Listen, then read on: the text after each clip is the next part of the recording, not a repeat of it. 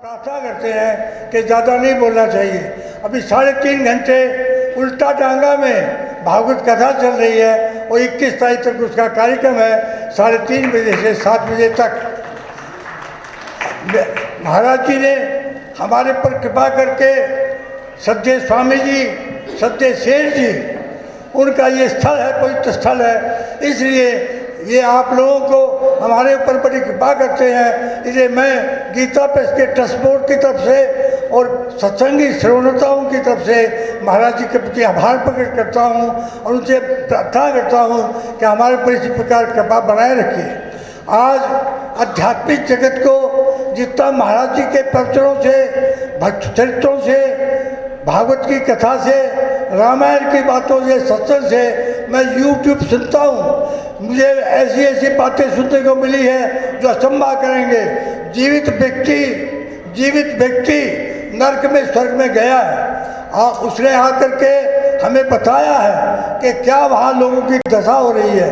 ये आप सुनना चाहें तो YouTube 133 नंबर YouTube पे खोल करके सुन सकते हैं महाराज जी के वचनों से। और महाराज जी के ऐसे ऐसे वचन हैं, मैंने आपको बताया अभी, पूर्णानंद जी संत जो थे महापुरुष, कितने ऊंचे महापुरुष थे, उनके सामने भगवान प्रकट हुए और भगवान ने कहा तुम संकल्प कर लो कि अकाल पीड़ा मिट जाए लोगों की। और महाराज मेरा संकल्प कमज़ोर है, क्या आपका संकल्प कमज़ोर है क्या मुझे करना पड़े? कितनी मार्मिक बात है। एक ही बात से हमारा कल्याण हो सकता है यदि हम इस बात को पकड़ लें कि हमें कोई चाला नहीं रखनी, कोई संकल्प नहीं रखना। वो परमार्थ का संकल्प भी नहीं करना चाहते। कितने ऊंचे महापुरुष के भाव है। मेरी आपसे प्रार्थना है, ऐसे महापुरुषों के हमारे पर कितनी कृपा है, दर्शन हो रहे हैं, कथा प्रवचन सुनने को मिल रहे हैं। आप YouTube पे सब बातें सुन सकते हैं। और ये भीलवाड़ा गए थे और भीलवाड़ा में सत्य राम सूरदास जी की भीलवाड़ा में भी वो प्रभु संगीता अवसार प्रति निकली थी। उसमें स्वामी राम सूरदास जी के लिए 3 बातें आई थी। क्या विदुर जी के अवतार हैं और जीवों के कल्याण के लिए इनका आना हुआ है और गीता द्वापर युग से गीता का अभ्यास करते आ रहे हैं। ये मैंने इसमें पढ़ा था। यही बात हमारे महाराज जी की है। 2,13,00,000 व्यक्तियों में एक ऐसे व्यक्ति हैं। ये मैंने 16-17 साल पहले सुना था गीता भवन के में स्वर्ग आश्रम में। ऐसे महापुरुष, ऐसे संत हमको मिल जाए, उनके दर्शन पाने का सौभाग्य मिल जाए। मैं गया था बांकुड़ा, सत्य स्वामी राम सूरदास जी ने मेरे को देख लिया दूर से, अरे कहा तुम्हारे भाग खुल गए। तो मैं ये कहता हूँ हमारे भाग खुल गए, ऐसे संत हमारे यहाँ पधारे हैं और हमको भगवान के पास सुनने को मिल रही है। नारायण।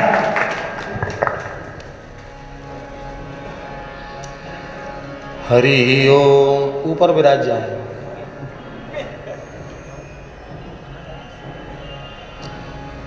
हरि ओम तत्सत्। श्रीमते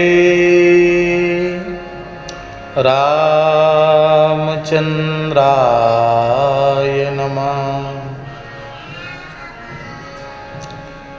प्रहलाद नारद पराशर पुंडरीक व्यासाम्बरीश शुक शौनक भीष्म दाल्म्यान्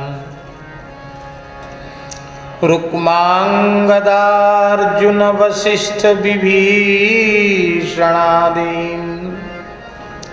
पुण्यानिमान् परम भागवतान् नमामि। वाञ्छाकल्पतरुभ्यश्च कृपा सिन्धुभ्य एव च पतितानां पावनेभ्यो वैष्णवेभ्यो नमो नमः। सीतानाथ समारंभां श्रीरामानंदार्य मध्यमाम् अस्मदाचार्यपर्यन्तां वन्दे गुरुपरम्पराम्। नमो गोभ्यः श्रीमतीभ्यः सौरभेभ्येव च नमो ब्रह्मसुताभ्यश्च पवित्राभ्यो नमो नमः।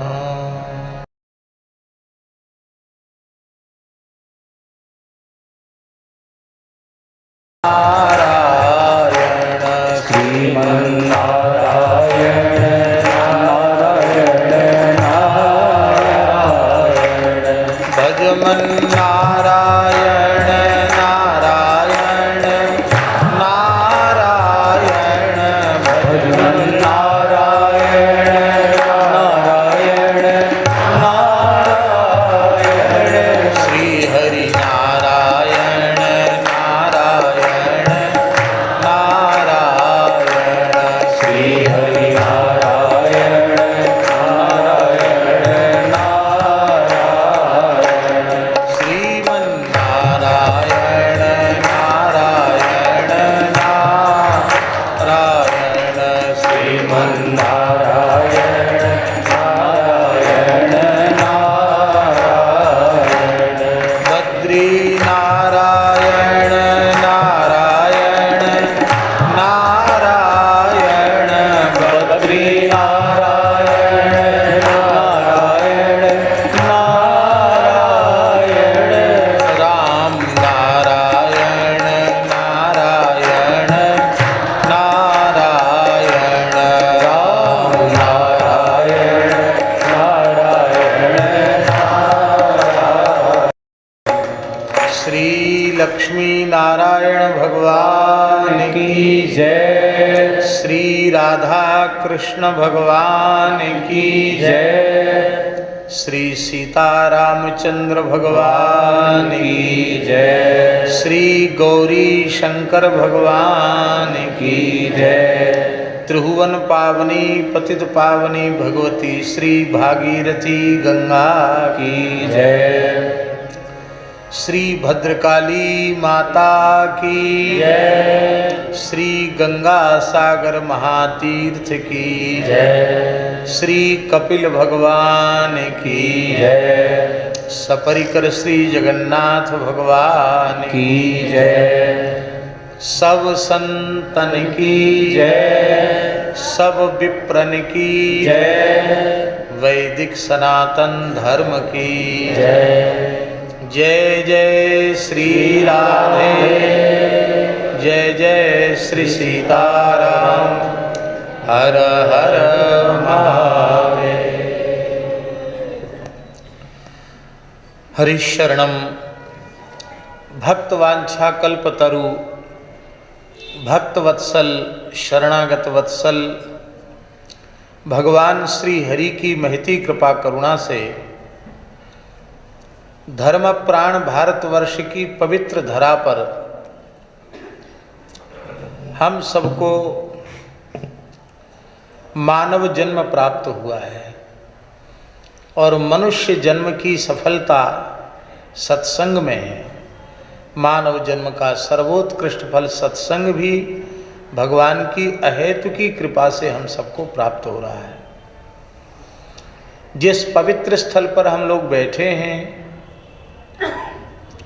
यह पवित्र स्थल इस युग के महान जीवन मुक्त महापुरुष, भगवत साक्षात्कार संपन्न महापुरुष, जिन्हें अपने जीवन की 22 वर्ष की आयु में ही भगवान के चतुर्भुज स्वरूप का, शंख चक्र गदा पद्मधारी स्वरूप का साक्षात दर्शन प्राप्त हुआ था। परम श्रद्धेय प्रातस्मरणीय पूज्य श्री जय दयाल गोविंद काजी सेठ जी, उनका दिव्य जीवन चरित्र और उनके द्वारा किया गया भारतीय वैदिक सनातन संस्कृति में योगदान यह प्रमाणित करता है कि ऐसे महापुरुष कर्म बंधन में पड़कर नहीं आते हैं, अपितु कर्म बंधन में पड़े हुए जीवों को भगवान के संकल्प से, भगवान की प्रेरणा से छुड़ाने के लिए आते हैं।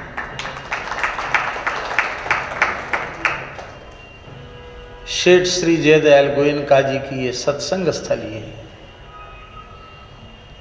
परम श्रद्धेय स्वामी श्री राम सुखदास जी महाराज की ये सत्संग स्थली है। परम श्रद्धेय श्री हनुमान प्रसाद पोद्दार जी की ये सत्संग स्थली है। श्री राधा बाबा,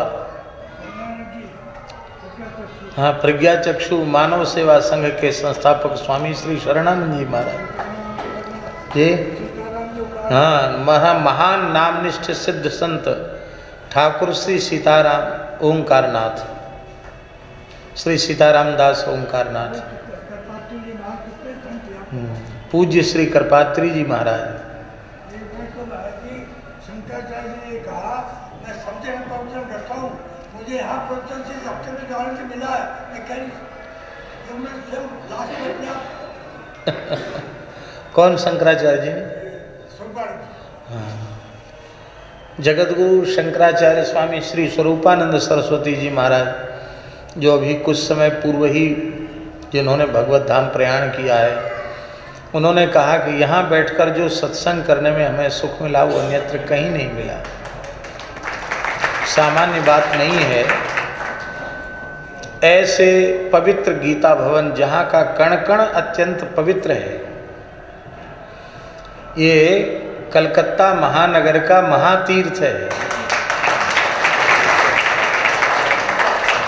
और हमारी भावना रहती है कि हम कलकत्ता आवें, कम समय लेके भी आवें, तो भी एक बार कम से कम इस पवित्र भूमि पर हमें आने का सौभाग्य मिले, इसको हम प्रणाम कर सकें, ऐसा हमारा मन रहता है। पूज्य श्री रमण रीति वाले महाराज जी की आज्ञा भई है कि शारीरिक कुछ अस्वस्थता के कारण उन्होंने यह आज्ञा की है कि कथा में बहुत श्रम हो जाता है, फिर 2.5-3 घंटे अपने नित्य नियम में भी बैठना होता, दिन भर बैठना, फिर पाठ करना तो फिर बैठना। तो उनका कहना था कि फिर वो नियम आपका प्रभावित होता है, इसलिए सप्ताह के क्रम में कहीं जाएं आए नहीं। पर उन्होंने विशेष परिस्थिति में कहीं आपकी इच्छा हो, किसी देवालय में दर्शन की या किसी महान संत के दर्शन की, तो आप जा सकते हैं, पधरावनी बोल के कहीं न जाएं, ये उनकी आज्ञा।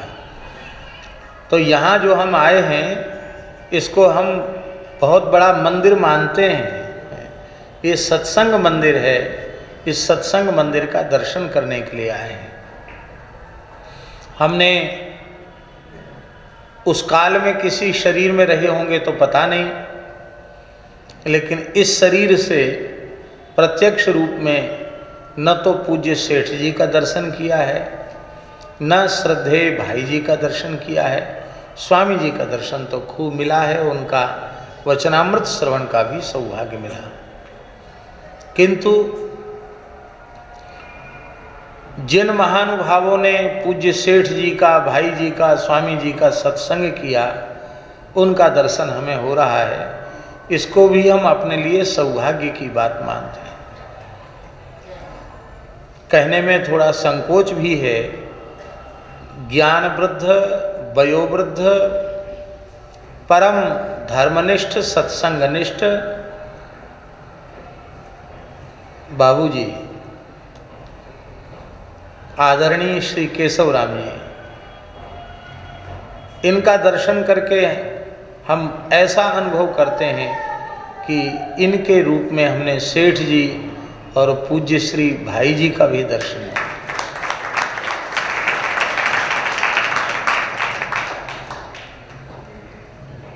ऐसा अद्भुत पवित्र जीवन प्रेरणा लेने योग्य है। दोनों काल की निष्ठापूर्वक संध्या, समय से संध्योपासन, और आज 90 वर्ष से ऊपर आयु, 94 वर्ष की आयु हो रही है। और यह संयमी सदाचार संपन्न परायण जीवन होने का ये परिणाम है कि अभी भी आप प्रसन्नतापूर्वक केवल विराजमान ही नहीं हैं, सत्संग भी कराते हैं। ये सौभाग्य की बात है, ये प्रत्यक्ष प्रमाण है। तो हम भाग्यशाली हैं। पिछली बार भी हमने यहाँ आकर के ही आपसे पूछा था कि हम क्या कहें, तो इन्होंने 125 नंबर पद कहने की आज्ञा की, सेठ जी ने कहा था। तो आज हमने यहीं आके हम यही सोच रहे थे कि हम आकर बाबूजी से पूछेंगे कि क्या कहना है, वो जो कहेंगे वो कह देंगे। तो इन्होंने कहा कि 146वां पद विनय पत्रिका का आप सुनाइए। यद्यपि हमको आने में थोड़ा विलम्ब हुआ, उसका वैसे दूरी तो बहुत ज़्यादा नहीं थी, लेकिन गाड़ी बहुत तीव्र गति से नहीं, बीच में रुक रुक करके जाम की वजह से, लेकिन फिर भी आ गए। पूरा 1 घंटा बोलेंगे, उसमें कमी नहीं करेंगे।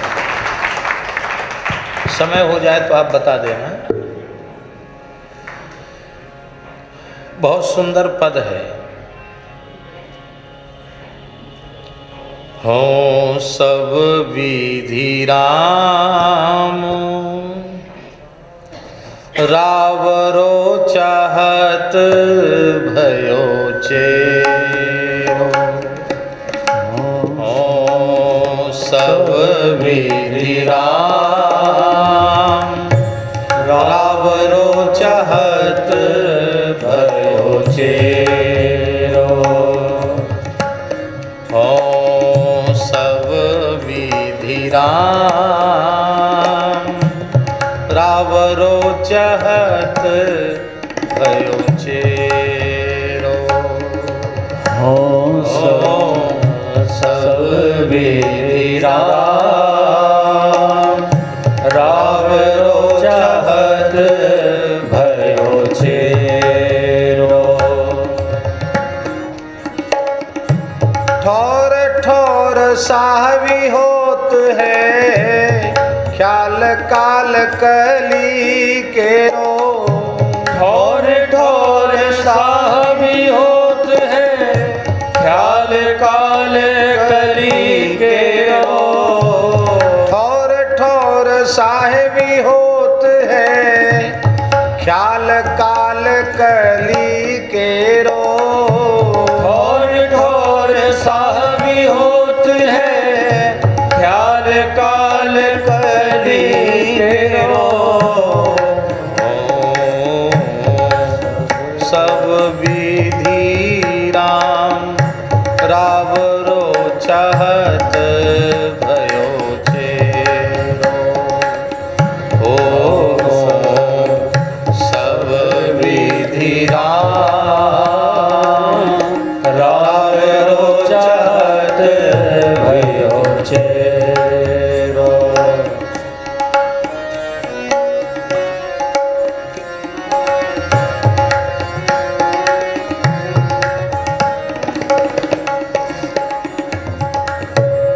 काल कर्म इंद्रिय विषय गाहक गण घेरो।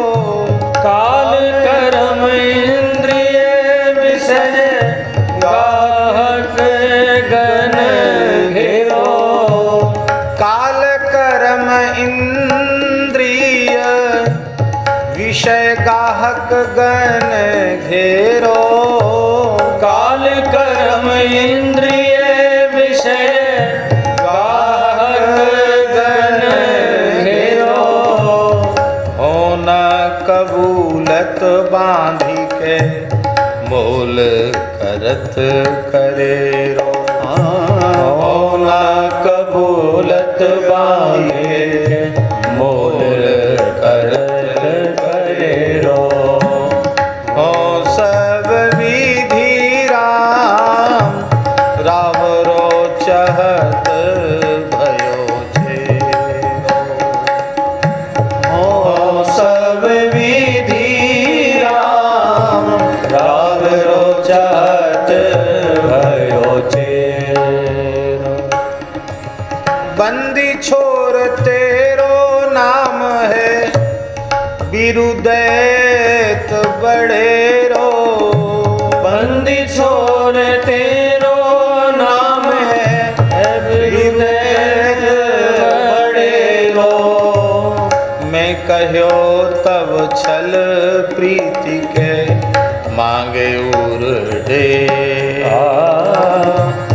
मैं कहो तब छल प्रीति के मांगे उर दे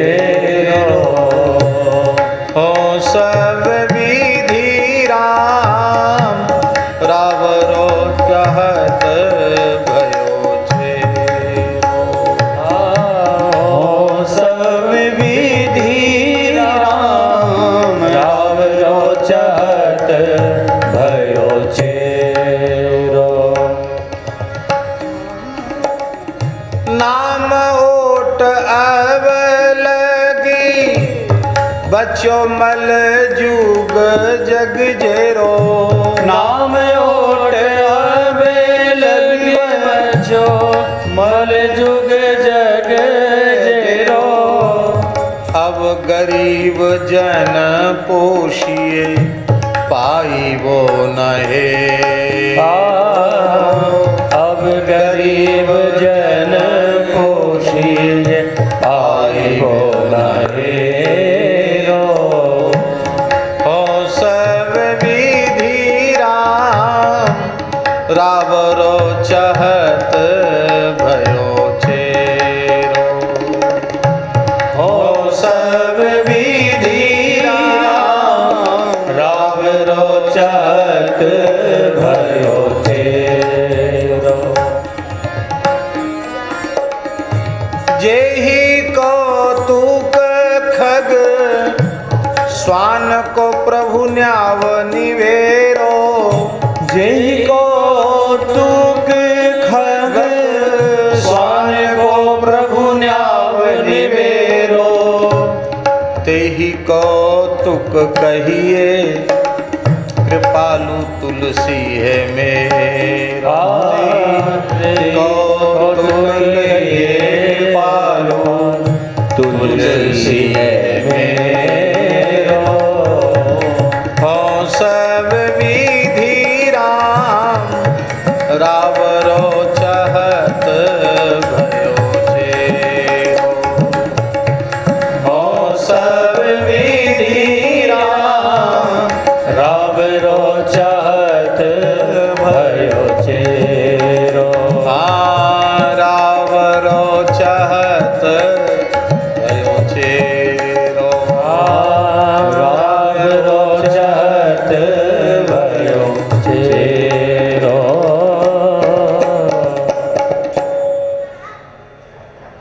विनय पत्रिका में 146वें पद में गोस्वामी श्री तुलसीदास जी महाराज अपने आराध्य प्रभु श्री राम जी के चरणों में अपने हृदय की वेदना निवेदित कर रहे हैं कि हे रघुनाथ जी,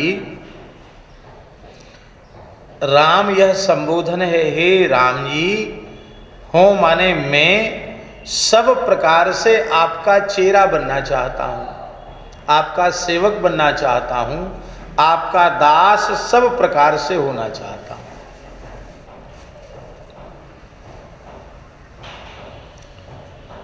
सब विधि माने सब प्रकार से दास बनना चाहता हूँ। इसका तात्पर्य है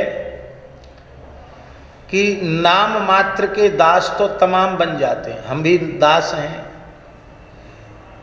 कोई पूछेगा कि आपका नाम क्या है तो हम अपना दासांत नाम बताएंगे कि श्री गुरुदेव भगवान का दिया हुआ, भेष भगवान का दिया हुआ, सब संतों का दिया हुआ छोटा सा नाम अमुक दास, ऐसा नाम बताएंगे अपना। नाम मात्र के लिए हम रामदास, कृष्णदास, गोविंददास, माधवदास बन जाते हैं। वस्तुतः ईमानदारी से अपनी ओर देखें तो हम कामदास, क्रोधदास, कंचनी दास, कामिनी दास बनकर ही रहते हैं। इसी को गोस्वामी जी में मानस जी में कहा, बंचक भगत कहाय राम के, किंकर कंचन को काम के। इन महु प्रथम रेख जग मोरी, धींग धर्म ध्वज धंधक धोरी।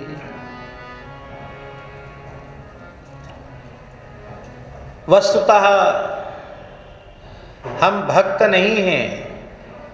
भक्त उसको कहते हैं जिसका सर्वथा निश्चल निष्कपट व्यवहार हो। हमारा जीवन निश्चल निष्कपट नहीं हो पाया। हम भगत नहीं हैं, हम तो ठगत हैं, ठगने वाले हैं। और एक बात बिल्कुल पक्की है कि चतुर चालाक मनुष्य ऐसा समझता है कि हम अमुक व्यक्ति को ठग रहे हैं, लेकिन सच्ची बात यह है कि यह स्वयं ही ठगाया जाता है। दूसरे का नुकसान कम होता है, अपना नुकसान अधिक होता है। हम किसी की भी वंचना करते हैं, उससे हमारा सबसे बड़ा नुकसान क्या है? हमारा परमार्थ बिगड़ता है। हम भगवत प्राप्ति से दूर होते हैं, भगवत प्राप्ति से विमुख होते हैं। संसार की हमने दूसरे की वंचना की, ठगा उसको, तो हमने उसकी लौकिक हानि की, संसारी वस्तुओं की हानि की। संसार की कौन सी ऐसी वस्तु है जो अविनाशी हो? सब विनाशी है। तो विनाशी वस्तु की हानि हानि नहीं है, क्योंकि संसार की सभी वस्तुएं नाशवान हैं। पर परमार्थ की हानि हो गई, ये सबसे बड़ी हानि है। यह समझने वाले जो बुद्धिमान लोग हैं, उन्हें भले ही कोई ठग ले, पर वे कभी किसी प्राणी के साथ ठगी का काम नहीं करते हैं, वंचना का काम नहीं करते हैं। तुलसीदास जी का ये दैन्य है, उनकी दीनता है। वे कहते हैं हम तो वंचक भगत हैं, ठगने वाले हैं। क्यों? ठगना क्या है? कहते संसार ने तो हमको राम जी का दास समझ रखा है, पर हम अपने अंतरात्मा में झांकते हैं, अपने भीतर देखते हैं, तो हमको लगता है किंकर कंचन कोह काम के, काम और क्रोध के किंकर बने हुए हैं, कंचन और कामनी के किंकर बने हुए हैं। हम राम जी के सेवक नहीं बन पाए। हम सब प्रकार से आपकी सेवा करना चाहते हैं। दास का अर्थ क्या है? देखो, जीव माने या न माने, भगवान जीव के नित्य स्वामी हैं और जीव भगवान का नित्य दास है। भगवान नित्य शेषी हैं और जीव भगवान का नित्य शेष है। लाख बार स्वीकार करे तो भी तो है ही है।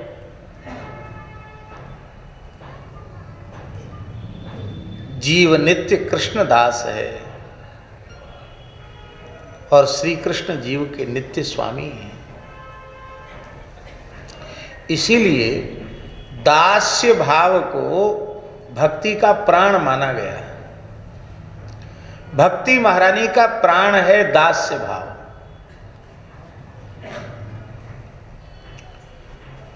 जैसे प्राण के बिना देह का अस्तित्व नहीं, ऐसे ही दास्य भाव के बिना भक्ति का अस्तित्व नहीं।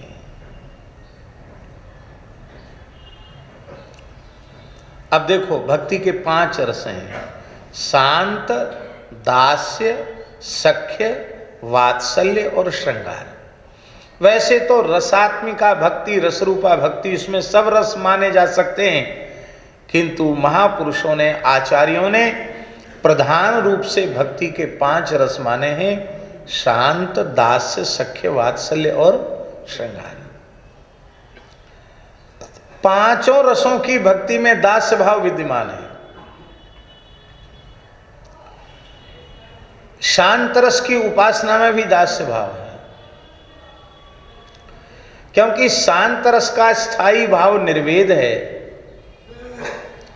और वैराग्य तभी जगता है जब शरीर संसार के विनाशीत्व का अनुभव होता है और परमात्मा अविनाशी है, उनकी प्राप्ति ही जीवन का चरम फल है, ऐसा समझ में आता है तो भोगों से वैराग्य होता। तो भगवान की महिमा भगवान का महत्व समझे बिना भोगों का महत्व, भोगों की तुच्छता और भोगों से वैराग्य नहीं होता है। तो भगवान के प्रति असाधारण श्रद्धा, भगवान के प्रति असाधारण विश्वास, शांत रस के उपासक जो ज्ञान मार्ग के साधक भक्त हैं, उनमें भी भगवान के प्रति दास्य भाव होता है।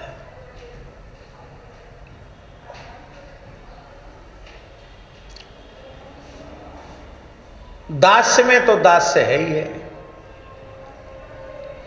शांत रस की सिद्धावस्था समाधि है, और समाधि सिद्ध महापुरुष भी दास्य भाव से भगवान की सेवा करते हैं। शंकर जी दास्य भाव से भगवान का भजन करते हैं। वो तो इतना अधिक दास्य भाव पर रीझे हैं कि शिव रूप से भगवान हमको सेवा नहीं करने देंगे, संकोच करेंगे तो रुद्र देह तज नेह बस बानर भे हनुमान।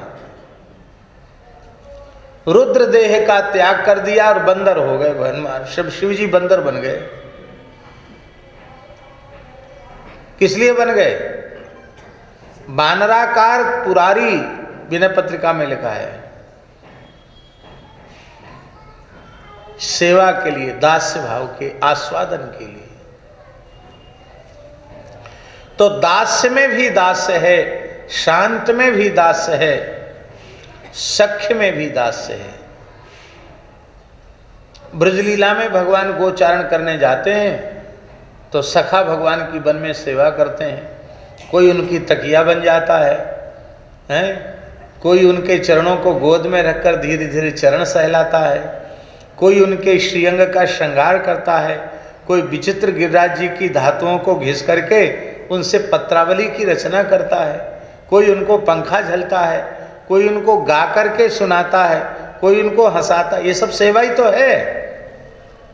तो भगवान के अंतरंग प्राण प्रिय सखा भी भगवान की सेवा करके उन्हें प्रसन्न करना चाहते हैं। इसलिए सख्य में भी दास्य है। रामावतार में देख लो चाहे कृष्णावतार में देखो, सब सखाओं में होड़ रहती है राम जी की सेवा।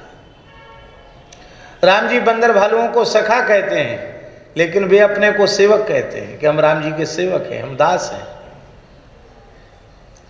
शांत दास्य सख्य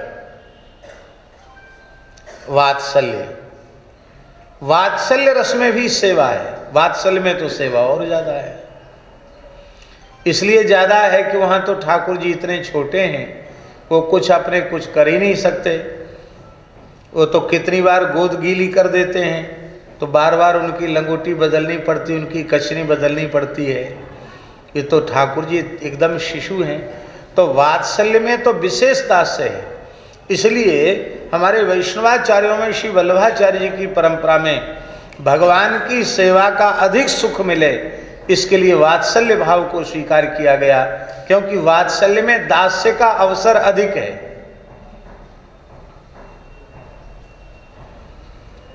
और माधुर्य में भी दास्य है। माधुर्य में दास्य विशिष्ट कोटि का है। इसलिए विशिष्ट कोटि का है कि मधुर रस का उपासक, कांत भाव का उपासक भक्त वो सबके सामने भी सेवा कर सकता है और एकांतिक सेवा भी कर सकता है। और अन्य भाव वालों को प्रकट में तो सेवा करने का अधिकार है, पर एकांत में सेवा करने का अब उनको अवसर नहीं है। हमने संतों से सुना है कि श्री हनुमान जी महाराज बड़े दुर्बल हो गए, तो हनुमान जी को दुर्बल देख करके श्री रघुनाथ जी को बड़ी चिंता हुई। ये तो सर्वज्ञ हैं लेकिन लीला कर रहे हैं, बड़ी चिंता हुई। उनको चिंतित देख करके श्री जानकी जी ने पूछा कि प्राण जीवन धन आप कुछ चिंतित दिखाई पड़ रहे हैं। बोले हाँ, हनुमान जी बहुत कमज़ोर हो रहे हैं, उससे हमको बड़ी चिंता हो रही है। जानकी जी ने कहा मैं कह नहीं पा रही थी, मैं भी बहुत दुखी हूँ। खूब बढ़िया बढ़िया मोहन भोग हनुमान जी को पवा रही हूँ, सुंदर हलवा पवा रही हूँ, खूब रबड़ी दूध मलाई खा रहे हैं हनुमान जी, फिर भी कमज़ोर क्यों हो रहे पता नहीं। आज पूछना चाहिए तो एकांत अवसर देखकर श्री सीताराम जी ने हनुमान जी से पूछा कि आपका स्वास्थ्य तो ठीक है? हनुमान जी बोले हाँ बिल्कुल ठीक है, आपकी कृपा है, आपकी सन्निधि, आपका सेवा का सौभाग्य मिल रहा है, कोई कमी नहीं है, कोई कष्ट नहीं है। भूख लग रही है? बोले हाँ खूब भूख लगती है, माता जी इतने प्रेम से बनाती हैं और आपका अधरामृत प्रसाद देती हैं, हम तो बहुत तृप्त होकर पाते हैं। फिर आपका शरीर दुर्बल क्यों हो रहा है? जरूर कोई भीतरी पीड़ा आपके मन में है। अब हनुमान जी सोचने लगे कि प्रभु पूछ रहे हैं, इनसे कैसे छिपावें, छिपना तो इनसे है ही नहीं, ये सर्वज्ञ हैं, सर्वांतर्यामी हैं। हनुमान जी बहुत दुखी हुए, रोने लग गए।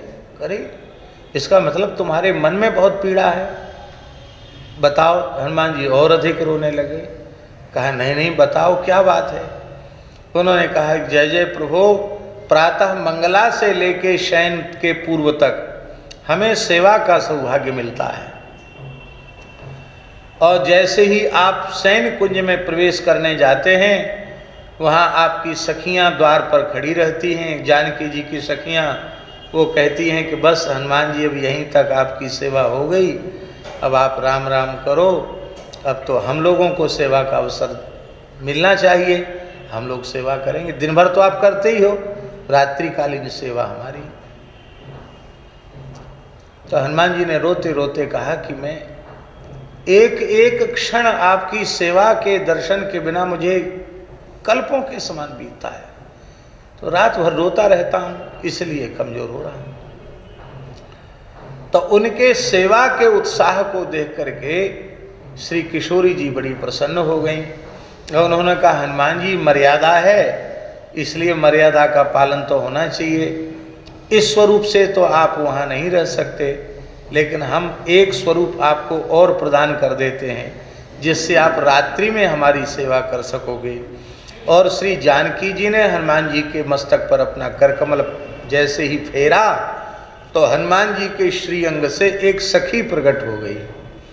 उस सखी का नाम है श्री चारुशीला। जानकी जी की दो प्रधान सखी हैं, चंद्रकला और चारुशीला।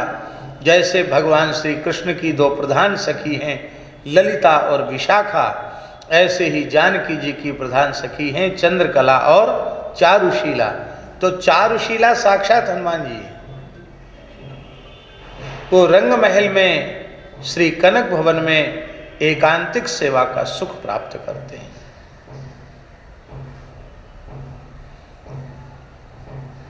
हमारे ब्रज के एक महान रसिकाचार्य ने कहा सखा भाव बाहर तक जाहीं और सखी भाव भीतर ले जाएं, ऐसा कहीं कहा है। वक्त पंक्ति हम भूल रहे हैं, माने सखा भाव बाहर तक ही है, पर सखी सहचरी मंजरी वे भीतर एकांतिक महल में भी सेवा का सुख प्राप्त करती हैं। गोपियां कांत भाव से कृष्ण की उपासना करती हैं, कांत भाव से, लेकिन वे क्या कहती हैं? सुरत नाथ ते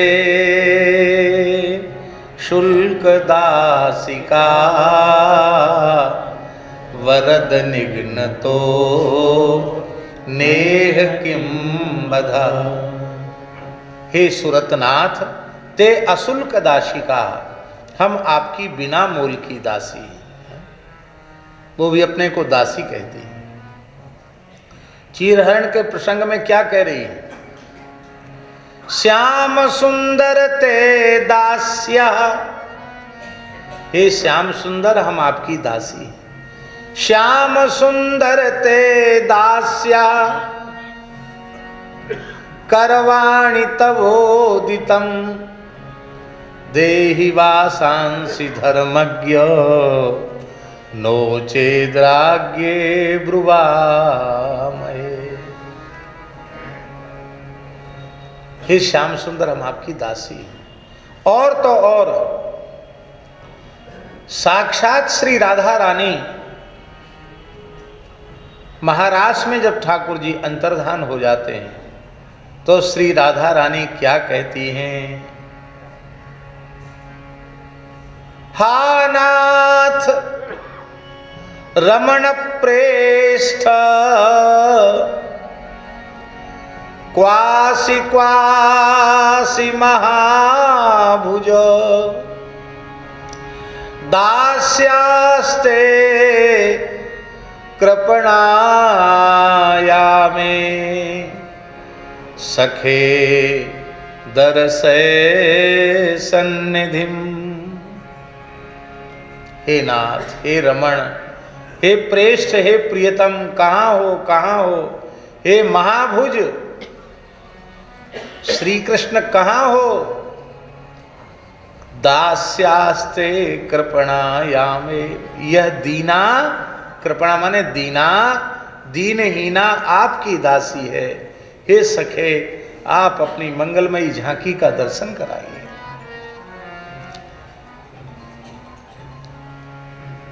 जानकी जी का विशुद्ध कांत भाव है और वो कहते करिय मोरी रघुवर के दासी।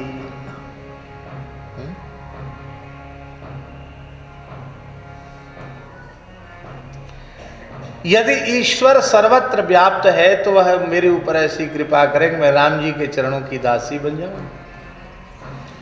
तो माधुर्य में भी दास है। यहां गोस्वामी जी कहते हैं कि मैं सब प्रकार से आपका दास बनना चाहता हूं। बड़ी चतुराई है तुलसीदास जी में।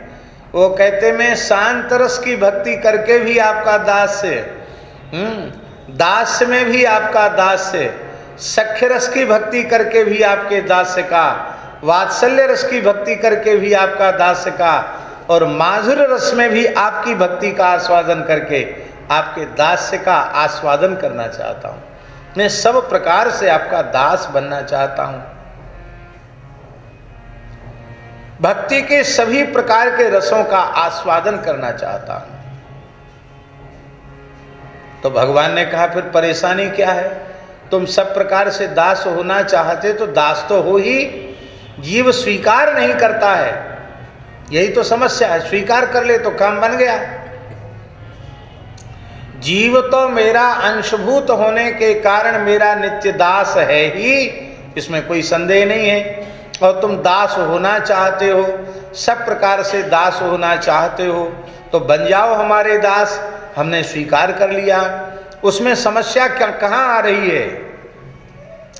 रावरो चाहत भयो चेरो, मैं तो आपका चेहरा बनना चाहता हूँ, आपका सेवक बनना चाहता हूँ, आपका दास बनना चाहता हूँ, लेकिन कुछ लोग ऐसे हैं जो हमको दास बनने नहीं दे रहे हैं। कौन है वो लोग?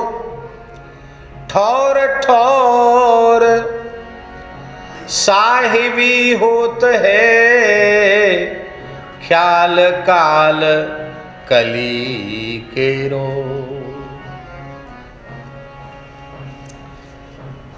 जगह जगह साहिबी हो रही है, जगह जगह साहिबी हो रही है। बहुत कमजोर आदमी होता है ना, उस पर हुकूमत सब चलाते हैं। सबल के ऊपर हुकूमत नहीं चलाता है, कमजोर के ऊपर सब हुकूमत चलाते हैं। हम सब जीव इतने निर्बल हो गए हैं कि इन इंद्रियों पर हमें हुकूमत करनी चाहिए। इन इंद्रियों को हमको आदेशित करना चाहिए, उल्टा हो रहा है। हमारी बुद्धि हमारे नकेल कस रही है, हमारा मन हमको नचा रहा है, हमारी बुद्धि हमको नचा रही है, हमारी आँख हमको नचा रही है, हमारा कान, हमारी नाक, हमारी जिह्वा, हमारी संपूर्ण ज्ञानेंद्रियां, कर्मेंद्रियां वे बलपूर्वक हमें अपना दास बनाए बैठी हैं। यही ठौर ठौर साहबी होते हैं। मन अपना दास बनाना चाहता है, बुद्धि अपना दास बनाना चाहती है, इंद्रियां अपना दास बनाना चाहती हैं, काम क्रोधादि विकार भी अपना दास बनाना चाहते हैं। तो जो आपका दास बनने में बाधा उत्पन्न कर रहे हैं उनको नियंत्रित कीजिए। क्योंकि हम निर्बल हैं, हम उनसे लड़ने में सक्षम नहीं हैं, इसलिए तो हम आपकी शरण में आए हैं। उनको आप नियंत्रित कीजिए और कृपा पूर्वक आप हमें अपना दास बना लीजिए। अच्छा, एक बात है, अभी एक किसी का भी उदाहरण ले लें, मान लो दीपक जी का उदाहरण लेते हैं। हमारे ब्रजवासी विद्वान पंडित हैं दीपक शास्त्री जी, दीपक जी नाम है।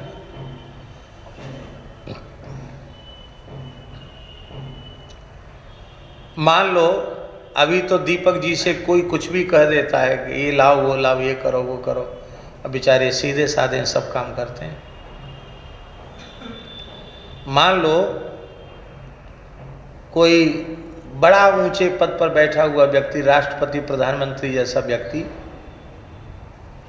उसके ये निजी सचिव हो जाएं, विशेष उच्च पद अधिकार इनको मिल जाए, तो लोग ये कहेंगे कि ये काम करो वो काम करो। परिवार के लोग भी 10 बार सोचेंगे कि इनको कहें कि न कहें। आइए आइए, बैठिए बैठिए, कुर्सी पर बैठिए, आइए आपका स्वागत है। केवल इतने मात्र से कि ये भले ही हमारे कुटुंब परिवार का आदमी था और है, मिटा नहीं है, लेकिन अब ये बहुत ऊंचे अधिकार में पहुंच गया है, अब बहुत ऊंचे ऑफिस में पहुंच गया है, ये अब हमारी जी हजूरी करने वाला ये नहीं है, अब तो हमको ही इसकी जी हजूरी करनी पड़ेगी। ऐसा होता है, लोक व्यवहार में देखा जाता है। और संसार के सभी पद उनकी क्या है, आज प्रधानमंत्री का चुनाव जीते, कल शपथ ग्रहण होने वाला है, और आज ही कहीं श्वास पूरी हो गई तो भले तुम 5 साल के लिए जीत के आए और बीच में ही शरीर चला गया तो सब नाशवान है, कुछ नहीं। पर सामान्य संसार के भौतिक लौकिक जगत के ऊंचे पदों पर आसीन व्यक्ति, उनका कोई व्यक्ति निजी व्यक्ति बन जाता है तो उस पर सबकी साहिबी नहीं चलती है, सबकी ठकरास उस पर नहीं चलती है।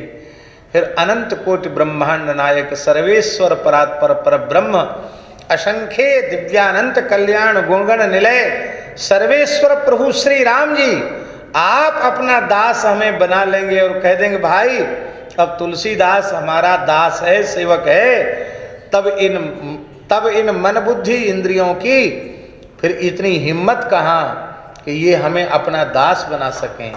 यही है, आप कृपा करके हमको अपना सब प्रकार से दास बना लीजिए।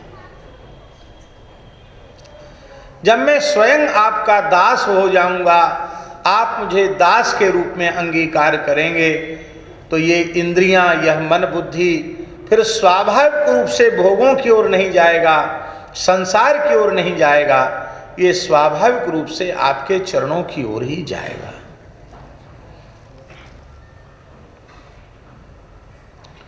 अम्बरीश जी के चरित्र में, अम्बरीश जी के चरित्र में सवै मनः कृष्ण पदारविंदयोर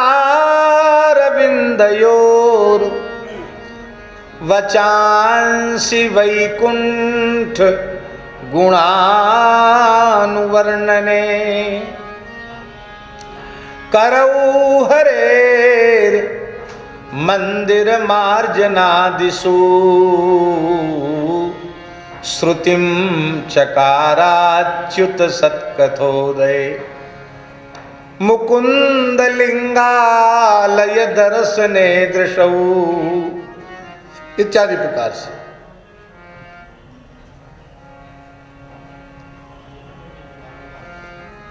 भक्तराज अम्बरीश जी अपने संपूर्ण देहेंद्रिय प्राण के द्वारा भगवान श्री हरि का दास्य करते हैं।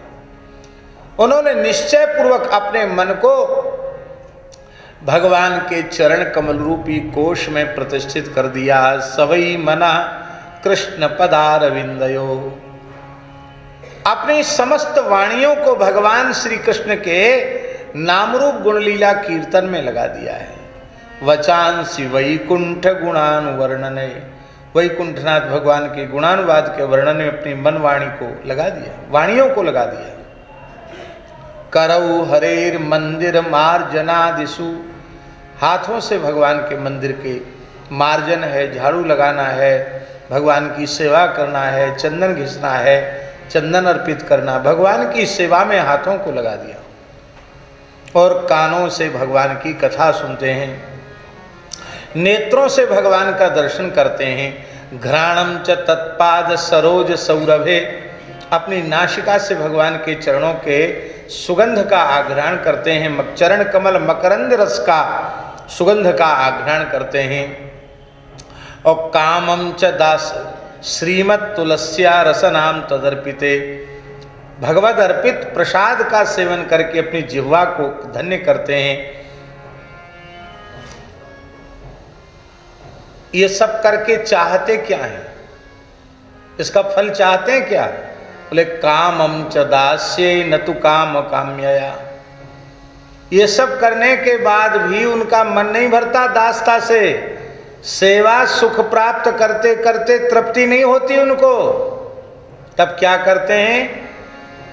बोले भगवान प्रसन्न होके कहते हैं अम्बरीश जी कुछ मांग लो, तो कहते महाराज हमको कुछ नहीं चाहिए, आप अपनी सेवा का सुख हमें प्रदान कर दीजिए, क्योंकि सेवा करते करते भी हमको तृप्ति हो नहीं रही है।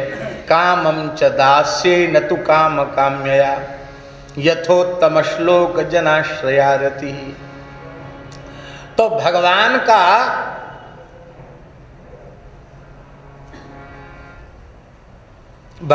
का मन, भगवान की सेवा से कभी मन नहीं भरता है।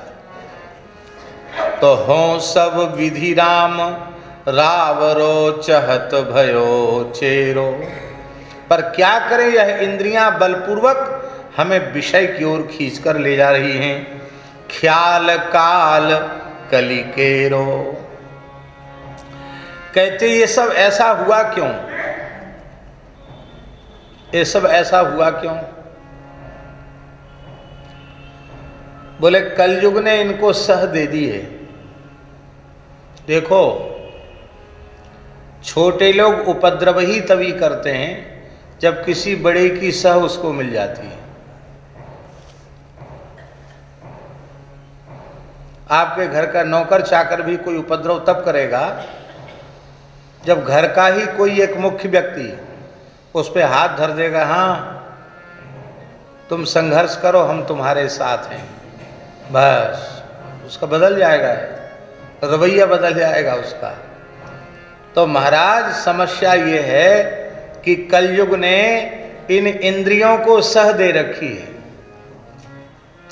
तुम किसी की परवाह मत करो, बढ़िया बढ़िया देखने सुनने सूंघने भोगने के खाने पीने के पदार्थ हम तुमको उपलब्ध कराएंगे, और तुम किसी की परवाह मत करो, ना माता पिता की सुनो, न संत की गुरु की सुनो, न शास्त्र की सुनो, मनमाने ढंग से तुम विषयों का भोग करो, विषय हम तुम्हें उपलब्ध करावेंगे। तो कलयुग ने सह दे रखी है, ये सब कलिकाल का ही तांडव है, कली का ही प्रचंड प्रभाव है। धीरे धीरे वह प्रभाव घट नहीं रहा है, निरंतर बढ़ता चला जा रहा है।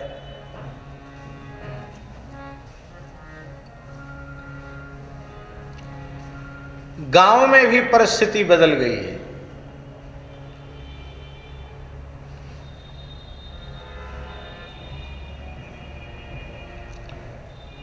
गांव में तो 12-12, 13-13, 15-15 साल के लड़के, उनका नाम लिखता था कक्षा 1 में नाम। लड़का उम्र कितनी है? 14-15 साल, और स्कूल में भर्ती हुआ, उसका नाम लिखा कक्षा 1 में। और 5 पास करते करते तो ब्याह हो जाता था, जवान हो जाता था, 5 पास करते करते विवाह हो गया।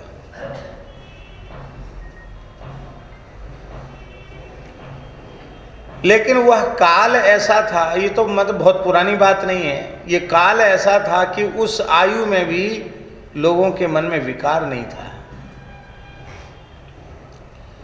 अब ऐसी विचित्र स्थिति आ गई है कि जिन बालकों को हम अपनी दृष्टि से अबोध समझते हैं उनमें भी विकृति आ गई। ये कलयुग का ही प्रचंड तांडव है। वासना भड़क गई, वृत्ति बिगड़ गई, चरित्र बिगड़ गया, स्वभाव बिगड़ गया। ये सब ख्याल कली केरो, ख्याल काल कली केरो, ये कलयुग का प्रचंड प्रभाव है। आशय क्या है? देखिए, आशय ये है कि इन इंद्रियों को भी आप डांट सकते हो। भागना मत, क्यों? अब तुलसीदास पर तुम जोर जबरदस्ती नहीं कर सकते हो। तुलसीदास मेरा है और यदि तुम इनकी हो तो इनकी आज्ञा अनुसार तुम्हें चलना पड़ेगा। अब तुम्हारी मनमानी नहीं चलेगी। आप जब हमें स्वीकार कर लेंगे, इसलिए अंत में है तुलसी है मेरो, पद का अंतिम वाक्य है तुलसी है मेरो। ये आपको खुलकर सबके बीच में कहना पड़ेगा कि अब तुलसीदास कलयुग का नहीं है। ए बाबूजी, बात क्यों कर रहे हो? अभी पहले भी आपने बात किया, फिर आप बात करने लगे, ठीक नहीं है? कोई बात है तो बताओ। हैं? तो जाओ ना, तुम जितनी देर से कहूं। उनको लोशन का जाना है, उनको जगह दिखाओ।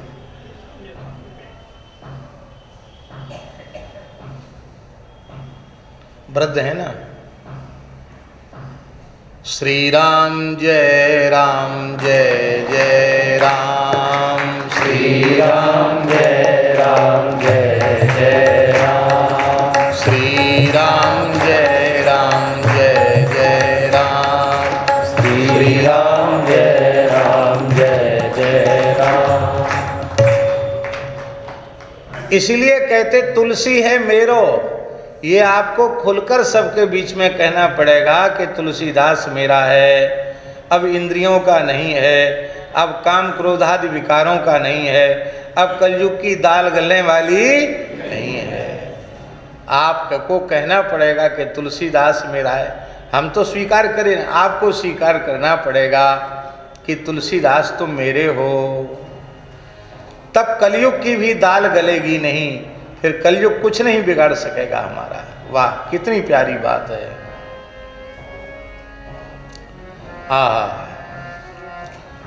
हो सब विधि राम, रावरो चाहत भयो छे।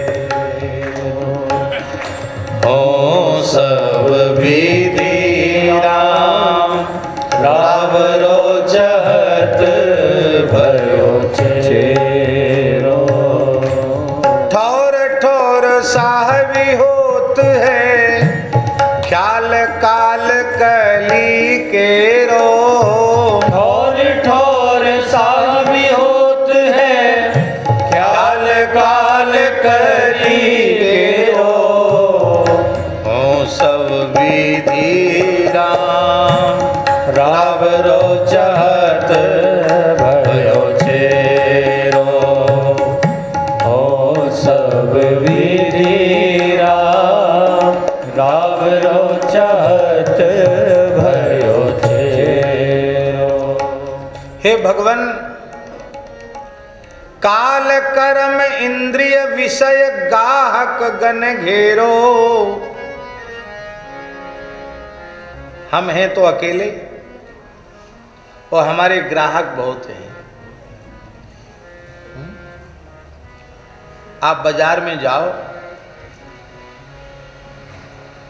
और अनेक जिस वस्तु को आप चाहते हैं वो प्रचुर मात्रा में उपलब्ध है, तो आप ले लो, आप ले लो, आप ले लो, जिसकी इच्छा हो वो ले लो। अब वस्तु हो एक ही, पदार्थ हो एक ही, और उसके ग्राहक अनेक हों, हमको दे दो, हमको दे दो, हमको दे दो, तो बड़ी विचित्र स्थिति बन जाती है। वो वस्तु जाए तो जाए किसके पास जाए? स्थिति हमारी यही है। सबसे पहला हमारा ग्राहक है काल। ये कराल कलिकाल हमारा ग्राहक है। वो कहते भाई कलयुग में पैदा हुए हो, इस पर पूरा पूरा अधिकार हमारा है। हम जैसे नचाएंगे वैसे इसको नाचना पड़ेगा। हमारे महाराज जी कहते थे एक बात, यद्यपि वो विनोद में ही कहते थे, पर महापुरुषों का विनोद भी सामान्य नहीं होता। वो कहते थे, पंडित जी महाराज कलयुग ने सोचा कि हमारा युग है, पर हमारे युग में हमारा प्रचार कमती क्यों हो रहा है? हमारे युग में हमारा प्रचार जैसा होना चाहिए वैसा नहीं हो रहा है। क्यों नहीं हो रहा है? तो कलयुग की समझ में आ गया कि हमारा प्रचार करने वाले जो लोग हैं उन पर किसी का भरोसा नहीं है।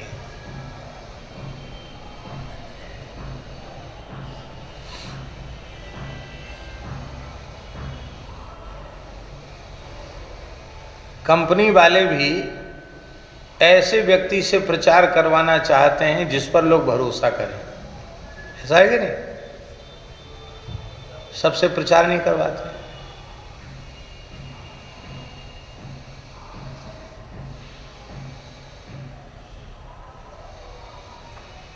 जिन लोगों ने पहले काम किया था घी आदि का, तो पहले पहले संतों की आज्ञा से हम सब लोगों ने प्रचार किया। बाद में बात नहीं बनी, वो अलग हो गए।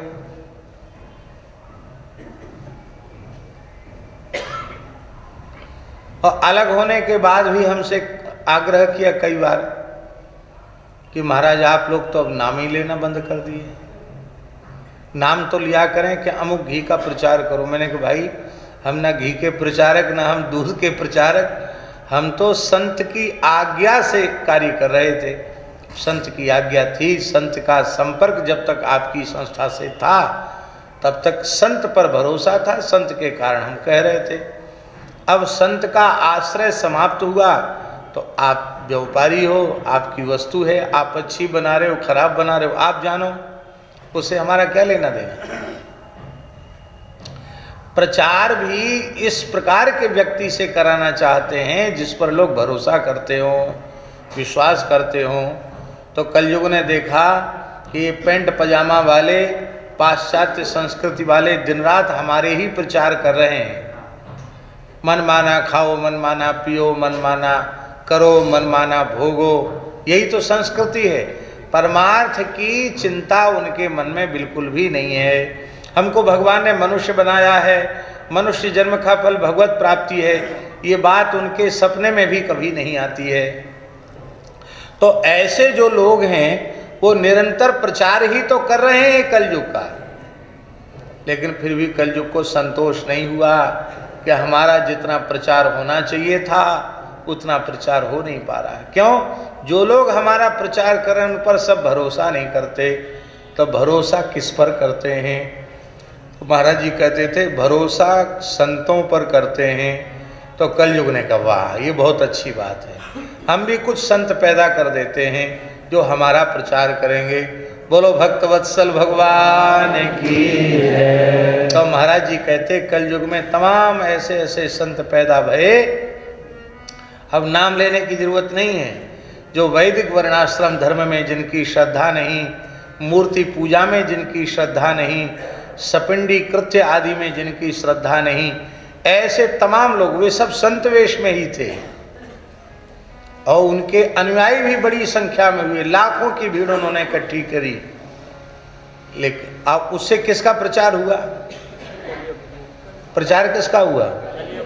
कलयुग का प्रचार हुआ। और बदनामी किसकी हुई? संत वेश की। बदनामी किसकी हुई? संत वेश की। भगवान की बदनामी हुई, संतों की बदनामी हुई। अरे महात्मा ने ऐसा कर दिया। बताओ भगवान के भगत भी ऐसे होते हैं? भगवान के भगत ऐसे वैसे कुछ नहीं, भगवान के भगत तो भगत होते हैं। भगवान के भगत कैसे होते हैं? श्रेष्ठ जी के जीवन को देख लो। भगवान के भगत कैसे होते हैं? भाई जी के जीवन को देख लो। भगवान के भगत कैसे वीतरागी होते हैं, स्वामी जी के जीवन को देख लो, ऐसे होते भगवान के भगत। पर उनका उदाहरण लोग नहीं देंगे। जिन लोगों ने संत वेश में आकर कलयुग का प्रचार किया, वर्णाश्रम व्यवस्था को निर्मूल बनाया, रामकृष्ण के प्रति हमारी अनास्था पैदा कर दी, देवी देवताओं के प्रति श्रद्धा उत्पन्न कर दी, उनको ही लोग संत मानकर कहने लग जाते हैं। ये स्थिति है। तो कलयुग को भी अपने प्रचार प्रसार की आवश्यकता थी, तो उसने संतों की सृष्टि की। महाराज जी कहते थे पहचान क्या है कि कलयुग की सृष्टि के हैं, ये इस कलयुग की सृष्टि के नहीं है। बोले जो बहुत ज़्यादा भीड़ भाड़ इकट्ठी करें तो बड़ी भीड़ तो कलयुग की ही है। एक महापुरुष ने हमसे कहा कि देखो ये भागवत जी की जो कथा है ना, राम जी की कथा, राम कथा, कृष्ण कथा, ये साग भाजी का बाजार नहीं है। साग भाजी के बाजार में बड़ी भीड़ होती है, बाद में वहाँ सड़ांध गलांध दुर्गंध कचड़ा यही सब होता है और कुछ वहाँ नहीं मिलता। और जौहरी का जो बाजार होता है उसमें भीड़ भाड़ ज़्यादा नहीं होती है, आराम से गद्दा तकिया लगा के बैठे रहते हैं। 2-4 ग्राहक भी आ गए तो सेठ जी की दुकान का काम हो गया, व्यापार हो गया, उनका बढ़िया से हो गया काम। ऐसे ही कहते थे ये जो सत्संग है ना, ये जौहरी की गद्दी है, ये साग भाजी की मंडी नहीं है। इसलिए भीड़ भाड़ को कभी नहीं देखना। लोग कहते हैं उनके इतने हो गए, उनके इतने हो गए, उनकी में इतनी भीड़। अरे भाई, जो लोग बैठते हैं, जो सत्संग में बैठते हैं, जो ईमानदारी से सत्संग की पहचान जिनको है, सत्संग का स्वाद जिन्हें मिला हुआ है, ऐसे लोग सत्पुरुषों के चरणों में आकर बैठते हैं। अब देखो, वैसे देखा जाए तो काशी में कितनी जनता रहती है, बहुत बड़ा शहर है ना काशी। और ज्ञान वापी कितना बड़ा है, विश्वनाथ जी का ज्ञान वापी कितना बड़ा है, बहुत बड़ा तो नहीं है। अब तो जब से विश्वनाथ कॉरिडोर बना है तो उसका क्षेत्र भी बढ़ गया, पहले तो बड़ा क्षेत्र भी नहीं था। और ज्ञान वापी में पूज्य स्वामी कृपात्री जी महाराज का प्रवचन होता था। हमारे महाराज जी काशी रहते थे उस समय, महाराज जी सुनने जाते थे, 20-25 लोग होते थे। कितने लोग बस। पर वो चर्चा ऐसी होती थी कि काशी के गिने चुने विद्वान वहां बैठते थे, गिने चुने विद्वान बैठते थे काशी।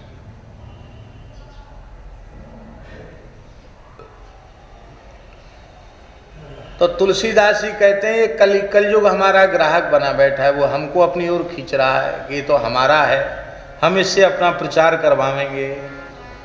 काल ग्राहक बना है, कर्म भी हमारे ग्राहक बन करके बैठे हैं, और काल कर्म ही इंद्रिय और इंद्रियां वे भी ग्राहक बनकर बैठी हैं, विषय भी ग्राहक बनकर बैठे हैं। तो काल कर्म इंद्रिय विषय गाहक गण, गण माने समूह, ये सब समूह के समूह हमको खरीदना चाहते हैं।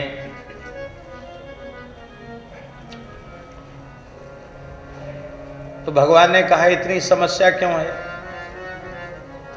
बिक क्यों नहीं जाते हो, किसी के भी एक के हो जाओ। एक कहावत है ना कि न कुछ हंस के सीखे हैं और न कुछ रो के सीखे हैं, जो कुछ सीखे हैं किसी के हो के सीखे हैं। तो किसी के हो जाओ। बोले इतना बुद्धू नहीं हूं मैं कि किसी का भी हो जाऊं, इतना विचार तो करूंगा, क्योंकि आपने हमको विवेक विचार प्रधान मनुष्य बनाया है कि हमारा फायदा किसका बनने में है, किसका होने में हमको लाभ है। तो भगवान संतों की, गुरुजनों की कृपा से, गुरु गोविंद और ग्रंथ इनकी कृपा से यह बात समझ में आ गई है कि काल के ग्राहक बनने में,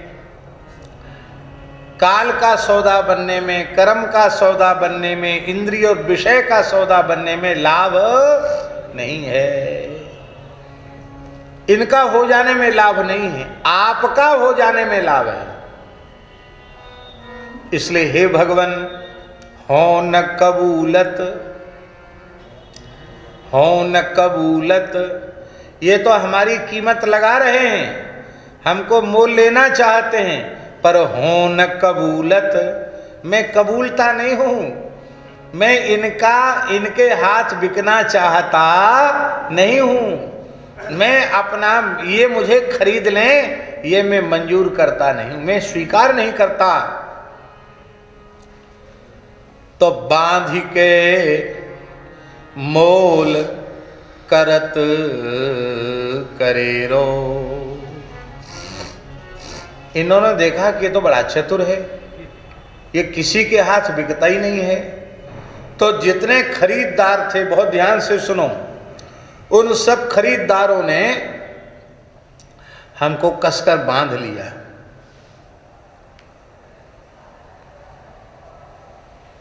ध्यान में यही बात महाराज जी, मान लो ये योगेंद्र जी हैं, चतुर व्यक्ति हैं, पंडित हैं तो चतुर तो है ही, मूर्ख को थोड़ी पंडित कहते हैं, चतुर को ही पंडित कहते हैं। इनको पता चल जाए कि गोविंद भवन में कम से कम 10-20 लोग ऐसे हैं जो हमको खरीदना चाहते हैं, और ये किसी के हाथ बिकना नहीं चाहते हैं, ये बच के निकलना चाहते, तो क्या करेंगे? ये चकमा देकर किसी भी प्रकार से यहाँ से जान बचाकर भागना चाहेंगे। जान बची तो लाखों पाए, जान बचाकर भागना चाहते हैं, चाहेंगे कि नहीं? ठीक इसी प्रकार से भगवान, मैं इनसे जान बचाकर भागना भी चाहता हूँ, लेकिन मेरे सामने और भारी समस्या है कि ये इतने चतुर हैं, इन्होंने जब देखा कि ये तो हमारी आंखों में धूल झोंक के भाग जाएगा, तो इन सब ग्राहकों ने कहा कि खरीदेंगे तो पीछे, पहले भाग ना जाए इसको पकड़ के बांध लो। तो इन सब लोगों ने हमको, काल ने, कर्म ने, गुण ने, इंद्रियों ने, विषयों ने जकड़ के बांध रखा है। सच्ची बात है, हम सब जीवों की यही दशा है। काल से बंधे हैं, कर्म से बंधे हैं, इंद्रियों से बंधे हैं, विषय से बंधे हैं, चारों ओर से बंधे हुए हैं।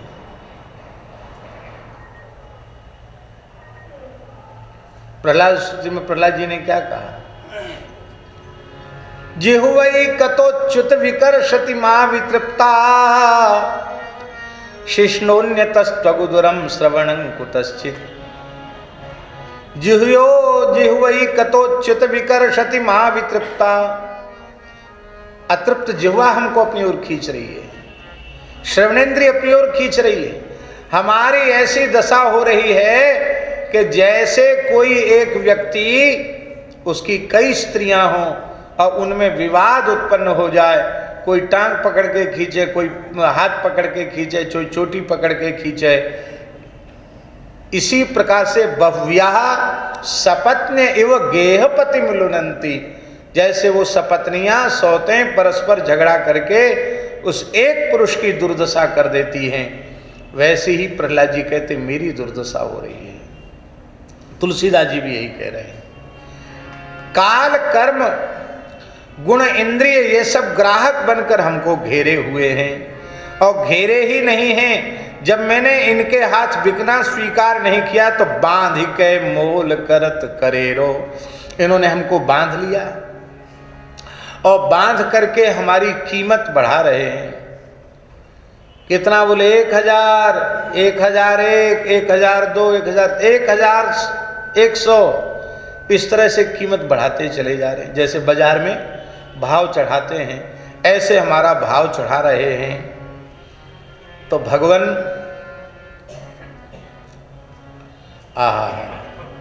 लेकिन भगवान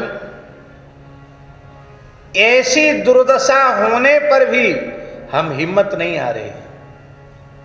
क्यों हिम्मत नहीं हारे? बोले हम इसलिए हिम्मत नहीं हारे, हमको एक बड़ी जुक्ति मालूम है। क्या जुक्ति मालूम है? बोले बंदी छोर तेरो नाम है, बिरुदैत बड़ेरो। मुझे पता चल गया है आपका नाम सारे बंधन को तोड़ने वाला है, सारे बंधनों से मुक्त करने वाला है।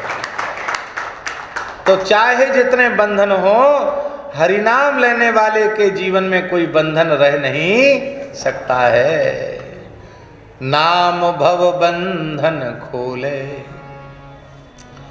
एक गुरुद्वारा है, एक गुरुद्वारा है, उस ऐतिहासिक गुरुद्वारा है, उस गुरुद्वारे का नाम है दाता बंदी छोड़। हम सोच रहे थे कि आज वो सिख परंपरा के संत आएंगे, लेकिन उनका दर्शन आज नहीं।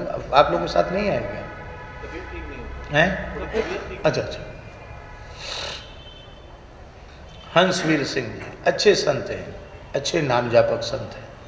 तो राम जी सिख परंपरा का एक प्रसिद्ध गुरुद्वारा है, उस गुरुद्वारे का नाम है दाता बंदी छोड़। क्या नाम है? उसका हम दर्शन करके आए। वो ग्वालियर में है, ऊपर किले के ऊपर है ग्वालियर में, दाता बंदी छोड़। हमारे पूज्य गुरुदेव श्री पहाड़ी बाबा महाराज उस गुरुद्वारे में जाते थे और हम भी पूज्य पहाड़ी बाबा महाराज के साथ ही वहां गए। इनके 10 गुरुओं में एक श्री हरगोविंद सिंह जी हुए हैं गुरु। उनको मुसलमानी शासन था, उनको बंदी बना लिया इस कारागार में।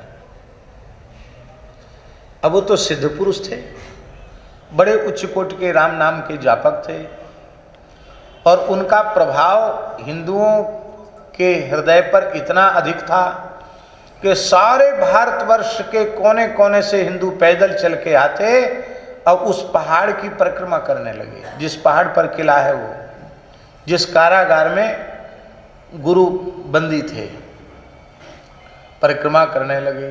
भीड़ का दबाव बढ़ता चला गया, मुसलमानी अत्याचार को लोग सहन करके भी वहां जाते। तब वो घबरा गए, बड़ा प्रभावशाली, इसको तो छोड़ दो। तो उन्होंने कहा कि भाई आपको हम मुक्त करते हैं। बोले हम मुक्त नहीं होंगे। क्यों? बोले जितने कारागृह में बंद किए गए हैं, साधु संतों को बंदी कर रखा था और उन सबको छोड़ो। तो उन्होंने कहा भाई सबको तो कैसे छोड़ देंगे, आपको छोड़ो तो हमको होना नहीं, हम तो यहीं रहेंगे। राम राम करना कहीं भी करें, यहाँ राम राम कर रहे हैं, नहीं होंगे, मुक्त नहीं होंगे। तब अंत में उन मुसलमान बादशाह ने क्या कहा? उसने कहा कि देख, आपके कुर्ता पकड़ के जितने लोग कुर्ता पकड़ के बाहर आ सकते हैं उतने बाहर आ जाएंगे, बाकी तो भीतर रहेंगे। क्या कहा? आपका कुर्ता, अब कुर्ता कितने लोग पकड़ सकते हैं? आपका कुर्ता कितने लोग पकड़ेंगे? ज्यादा से ज्यादा 10 लोग पकड़ेंगे। उन्होंने अपना कुर्ता बनाया 100 कलियों का, इतना लंबा चौड़ा कुर्ता बना, अल्फी बनाई 100 कलियों की। सबने एक एक कली पकड़ ली, पूरा कारागृह खाली हो गया और बादशाह चरणों में नतमस्तक हो गया। उस स्थान पर गुरुद्वारा बना हुआ है ग्वालियर में, दाता बंदी छोड़। वहां दर्शन कर रहे होंगे। हाँ, तो दाता बंदी छोड़ गुरुद्वारा, उसमें बंदी छोड़ कौन है? वहां तो संत की कृपा से बंदी छूट गए, पर भैया ये नाम रूपी महान संत ऐसे हैं, नाम रूपी गुरु ऐसे हैं कि इनका आश्रय कोई ले ले तो कोई उसे बंधन में बांध सकता नहीं है। तो भगवान आपके नाम का आश्रय लेकर के हम बंधन से मुक्त हो जाएंगे, क्योंकि आपके नाम की बड़ी बड़ाई है, बड़ा बड़प्पन है, आपका बाना बड़ा है। मैं कहो तब छल प्रीति के मांगे उर्डेरो। अब इस पद को बस पूरा ही कर रहे हैं, ध्यान से सुने, विक्षेप रहित होकर के। तो जब मैंने उनसे कह दिया, राम नाम लेकर हम बंधन से मुक्त हो गए हैं, और मैंने उनसे कह दिया कि अब तुम हमको खरीद नहीं सकते हो। क्यों? इसलिए नहीं खरीद सकते हो कि मैं अब तो राम जी के हाथों बिक गया, अब मैं राम जी के हाथों बिक गया हूं। मेरा तन मन प्राण सर्वस्व श्री राम जी के चरणों में न्यौछावर हो चुका है। अब काल कर्म इंद्रिय विषय ये हमारे ग्राहक नहीं बन सकते हैं। तब इन्होंने क्या किया? इन्होंने सोचा कैसे, तो बात बनी नहीं तो कैसे? तब छल प्रीति के मांगे उर डेरो। तब काल कर्म गुण इंद्रियों ने हमसे प्रेम कर, अरे हम तो आपके ही हैं, हम तो तुम्हारे हैं, आप ठीक है, आप इनके हाथ बिक गए, लेकिन अब हम आपको छोड़ के कहाँ जाएंगे? तो क्या करें भाई, हम आपकी शरण में हैं, हमको भी सहारा दो। क्या सहारा दें? बोले मांगे उर डेरो। उर डेरो मांगे, ये सब अब हमारे हृदय में रहना चाहते हैं कि ठीक है आप राम जी के हाथ बिक गए तो बिके रहो, पर हमको भगाओ मत, हम तो तुम्हारे ही हैं, हमको अपने हृदय में रख लो। पर भगवान अब वे दीनता दिखा रहे और हम भी इनके रोने में आ गए। इनके रोने गिड़गिड़ाने में हमको भी दया आ गई, आखिर तो साधु हैं। हमने कहा चलो कोई बात नहीं, रह जाओ भीतर। अब जब वो भीतर रह गए तो बोले हम तो निकलेंगे नहीं। क्यों? पुराना किराएदार घर छोड़ के नहीं निकलता, इतने जन्मों से भीतर छिपा के रखा है हृदय में काम क्रोध आदि विकारों को, ये तो पूरा कब्जा जमा के बैठे हैं। अब ये जो है निकलना नहीं चाहते हैं, बहुत दुख की स्थिति है, ये जो है हमसे अलग नहीं होना चाहते हैं। पर भगवान फिर भी मैं इन दुश्मनों से घिरा हुआ होने के बाद भी बच रहा हूं। हमको पता है किराएदार कितना दुख देते हैं, कब्जा करने वाले लोग कितना दुख देते हैं। संसार में ऐसी घटनाएं होती हैं। नाम ओट अब लगी बचो, मल जुग जग जेरो।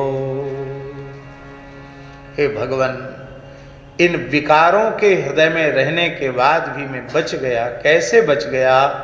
इतने दुश्मन तेरे साथ रहते थे, तू बच कैसे गया? ले नाम ओट अब लगी बचो। आपके नाम की ओट ले ली, हरि नाम की ओट ले ली, राम नाम की ओट ले ली, राम नाम का आश्रय ले लिया, राम नाम के सहारे बच गया। किससे बच गया? मल जुग जग जेरो। कलयुग को ही उन्होंने मल युग कहा।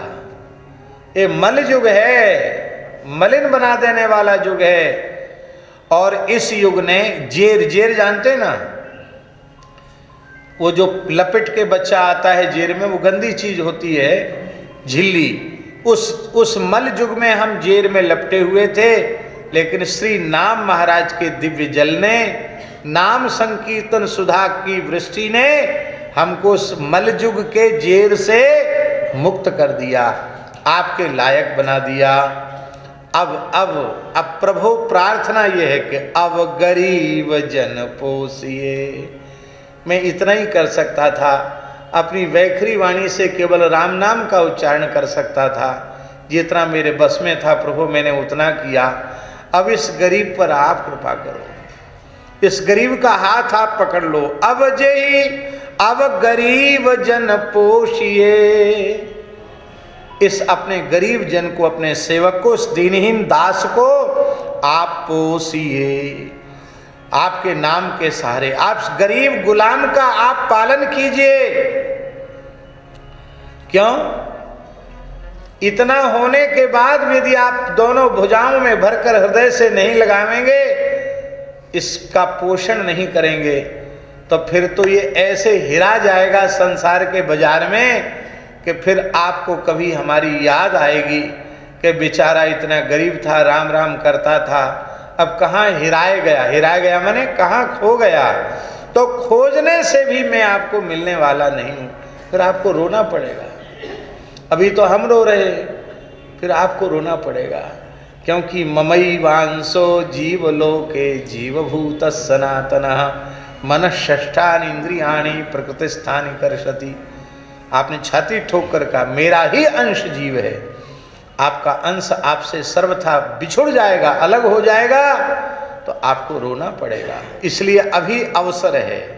हे नाथ, आप अपनी कृपा करुणा से इस दीनहीन गरीब का पालन कीजिए। आपको कुछ करना थोड़ी पड़ेगा, आप कौतुकी हो और नए नए कौतुक आपको पसंद हैं, तो जिस कौतुक से आपने उल्लू का, गीध का और कुत्ते का न्याय किया, राम जी ने उल्लू का भी न्याय किया, राम जी ने गीध का भी न्याय किया और भगवान राम जी ने कुत्ते का भी न्याय किया। तो जिस दरबार में उल्लू, गीध और कुत्ता, इनका भी न्याय जिस दरबार में होता है, उस दरबार में भला मेरा न्याय क्यों नहीं होगा। हमें भरोसा है, पक्का विश्वास है, हमारा न्याय अवश्य होगा। जेहि कौतुक खग स्वान को प्रभु न्याव निवेरो, तेहि कौतुक कहिए कृपालु। और कुछ हम चाहते नहीं हैं, आप कौतुक पूर्वक ही कह दीजिए कि तुलसी है मेरो, तुलसी है मेरो। आप कह दीजिए अब तुलसीदास तो मेरा है। एक जंगल में एक उल्लू रहता था। ये वाल्मीकि रामायण के उत्तरकांड में ये आता है प्रसंग। एक उल्लू रहता था, एक गीध रहता था। स्कंद पुराण में भी ये कथा है, पद्म पुराण में भी है। एक दिन गीध ने बुरी नीयत से अपना अधिकार करना चाहा और उल्लू से कहा, ए उल्लू, हाँ। बोले ये हमारा घर है, उस पर तू कब्जा करके बैठा है, खाली कर हमारा घर, तुम्हारा अधिकार नहीं है। भाई हम तो तुमको कभी पहले देखा नहीं, हम तो यहाँ बहुत समय से रह रहे हैं, और तुम कैसे बोल रहे हो कि खाली करो। गीध बोला ऐसे वैसे नहीं तुम्हारी बात मानी जाएगी। इस समय सप्तद्वीपवती पृथ्वी के पूरे ब्रह्मांड के छठ सम्राट, ब्रह्मांड नायक भगवान श्री राम अयोध्या में विराजमान है। चलो राम जी के दरबार में चलो, वहीं फैसला होगा। तो गीध उल्लू को लेकर के राम जी के दरबार में आया, सारी बात कही, बोले हमारा न्याय करो। रामचंद्र जी ने कहा कि घर किसका है, जिसका होगा घर वही उसका मालिक होगा। किसका घर है तो उसमें कब से रहता है। उल्लू ने उत्तर दिया कि जब से वृक्षों की सृष्टि हुई है तब से मैं उस घर में रहता हूं। उल्लू ने क्या कहा, जब से वृक्षों की सृष्टि हुई है तब से मैं उस घर में रहता हूं। और गीध ने कहा कि जब से मनुष्यों की सृष्टि हुई है तब से मैं उसमें रहता हूं। भगवान ने कहा कि वृक्षों की सृष्टि मनुष्यों से पहले हुई है, इसलिए घर उल्लू का है, गीध का नहीं हो सकता। गीध ने क्या कहा था,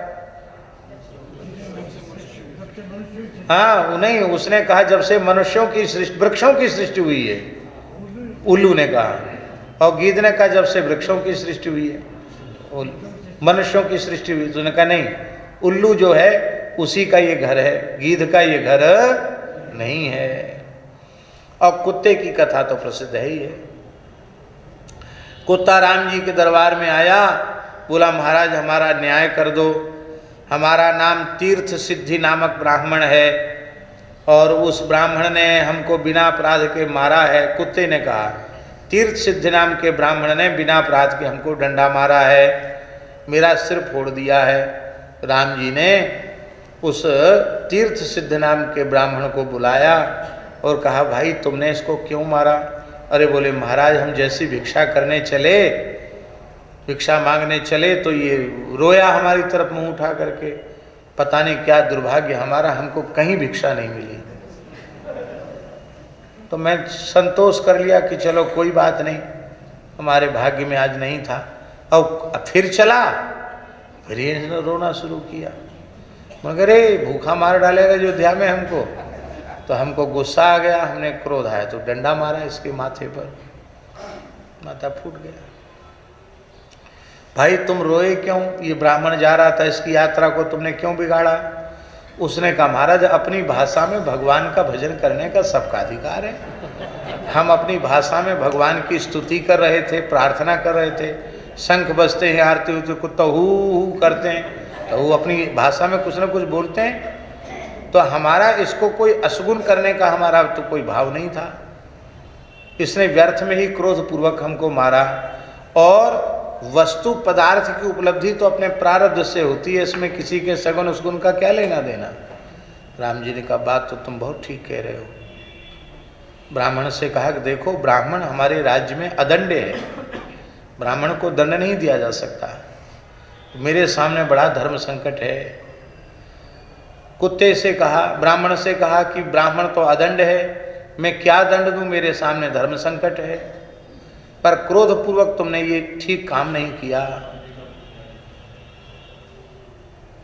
कुत्ते ने कहा, महाराज आप ज्यादा संकट में न पड़ो, हमसे ही पूछ लो, हम जो कहें सो दंड इसको दे दो। हाँ अच्छा है, शरीर दंड छोड़कर, मृत्यु दंड छोड़कर। बोले नहीं नहीं, ऐसा कोई दंड हम नहीं देंगे जिसमें आपकी मर्यादा भंग हो। कहा दंड दो। क्या दंड? बोले दंड यही है, इसको कालिंजर महादेव है ना, कालिंजर पहाड़ पर बहुत संपत्तिशाली मठ है, उसका महंत बना दो, इसको मठाधीश बना दो। वाह, सब लोग बड़े प्रसन्न हुए कि इतने संपत्तिशाली मठ का इसको महंत बनाया जा रहा है, भिक्षुक को, इस ब्रह्मचारी को।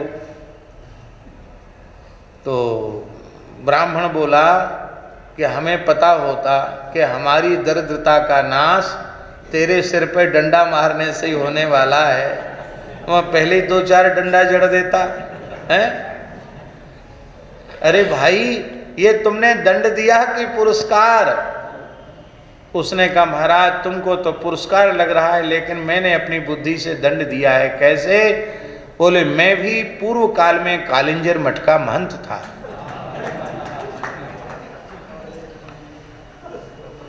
और वहां जो देव द्रव्य आया उसका बड़ी सावधानी से उपयोग करता था, कहीं मेरे शरीर में वो न लग जाए।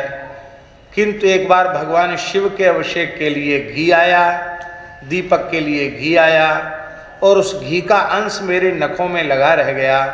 भोजन के समय गरम गरम दाल में हाथ डालने से वो घी भीतर चला गया, तो देवता का अंश पेट में जाने से मुझे कुत्ते की योनि में जाना पड़ा, जबकि मैं इतना सावधान रहता था। और ये तो क्रोधी है, ये तो बहुत गुस्सैल स्वभाव का है। क्रोधी व्यक्ति तो पद पद पर अपराध करता है, इसको तो पता नहीं कितनी योनियों में भटकना पड़ेगा, क्योंकि ये असावधान है, ये सावधान व्यक्ति नहीं है।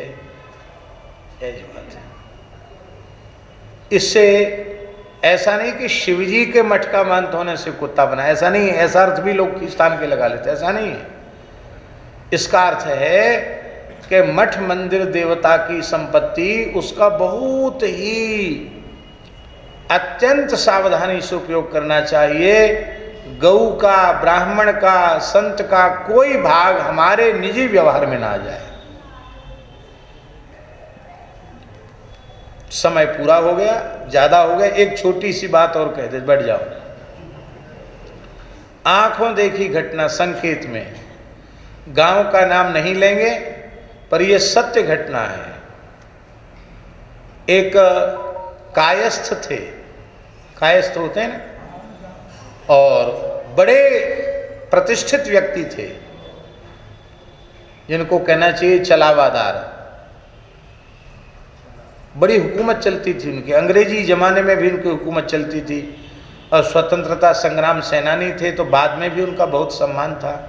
बड़े संपन्न व्यक्ति थे। कई गांव में सब जगह पंच वही थे, उनके फैसले सब लोग मानते थे। वो जब मरने लगे तो अपने ही शरीर का मल खुद खाने लग गए। बड़े प्रतिष्ठित व्यक्ति थे, बड़े पढ़े लिखे थे और बड़े सब प्रकार से बड़ी इज्जत थी उनकी। मल होने लग गया और अपना ही मल शरीर में लपेटने लगे, उसको खाने लगे और उनको जमदूत दिखाई देने लगे। तो उन्होंने कहा कि मैं अधोगति को जा रहा हूं, मुझे बचा नहीं सकता कोई। क्यों? मेरे से बहुत बड़ा पाप हुआ है। क्या? बोले किसी यज्ञ में, किसी भोज भंडारे में, किसी कथा भागवत में मैं ब्राह्मण की दक्षिणा कम कराता था, साधु की दक्षिणा कम कराता था, और लोग हमको बड़ा आदर देते थे कि अरे इन्होंने तो, अरे दे दो पंडित को एक बोरा गल्ला दे दो। हाँ, घर बेच के दे दोगे पंडित को, लो एक बोरा गल्ला दे दो 100 रुपट्टी। तो लोग इसलिए बुलाते थे। बुंदेलखंड क्षेत्र में पंच फैसला करते थे कि ब्राह्मण को क्या दक्षिणा मिले। तो हमने खुद तो दिया नहीं और दूसरा देता था उसको मैंने मना किया। उसके कारण मैं अपना मल खुद खा रहा हूं और मैं नरक की ओर जा रहा हूं। ये ब्राह्मण ही हमको बचा सकते हैं नरक से, ये कह के उस व्यक्ति ने शरीर छोड़ा। इसलिए कहने का आशय है, गौ का अंश, ब्राह्मण का अंश, ठाकुर जी का अंश कभी, बहुत से लोग ब्राह्मणों की दक्षिणा में भी ठेकेदारी करते हैं। हाँ, कि तुम इतना है, हम तुमको इतना देंगे, बाकी हमारे पास रहेगा, वर्ण भी हमारे पास रह जाएगा, भी रहेगा, उसका कीमत हम आपको दे देंगे। ये सब घोर पाप है। गाय के भाग से, ब्राह्मण के भाग से, संत के भाग से, ठाकुर जी की सेवा से के भाग से जो आवे वो उसी में लगाओ उससे। हाँ, मेरे पूज्य गुरुदेव कहते थे, ब्राह्मण सेवा से बचा हुआ धन गौ सेवा में लग जाएगा, ठाकुर सेवा, संत सेवा से बचा हुआ धन गौ सेवा में लग जाएगा, पर गाय का धन बचा हुआ गाय की ही सेवा में लगाना चाहिए, अन्य कार्यों में नहीं लगाना चाहिए। इन्हीं शब्दों के साथ भगवान के हम सेवक बने, ये भाव कहते हुए अपनी वाणी को विराम